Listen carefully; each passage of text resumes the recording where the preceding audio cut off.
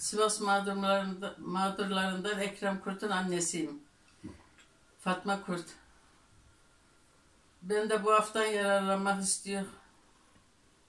Öteki şeylere çıkıyorsa, terör suçlularına, hırsızlara, esrarlara, onlara çıkıyorsa bizim çocuklarıma da çıksın.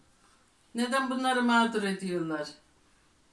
Bu Cumhurbaşkanıma sesleniyorum buradan. Adalet Bakanı'na sesleniyorum buradan.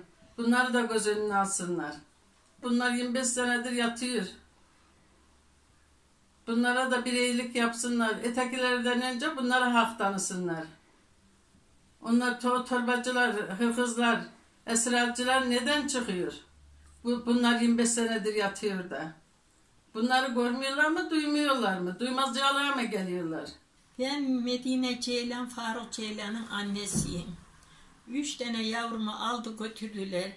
Bir başıma kaldım. 80 yaşındayım yavrum. Bu af gündeme geldi. Haberleri dinliyorum. Uyum dünям yok. Evvel Allah'ın izniyle bir af bekleyeyim. Bizimkilere hiç mi olmayacak? Hiç mi bir kapı açılmayacak? Bu öksüz yetimler, fakirler yatıyor. El ayağı tutanlar kurtardı. Sayın Cumhurbaşkanım, Emine Hanım da bir anne. Dayanabilirse o evlatlarını götürüyor yanı sıra. Ben ana değil miyim yavrum? Her biri bir tarafta. Bayramlar geliyor, seyranlar geliyor. Dışarılara bakayım, yanayım, ağlayayım canım. Allah bana ne diyeyim yavrum, da bildiğim bu kadar. Evvel Allah'ın izniyle bir af istiyor bizimkilere. O mağdurlar, hep İslam kesimine. İşte kuzum yavrum, ne diyeyim, daha ne bileyim ki ne diyeyim. Unuttuğum bildiğimi de unuttum.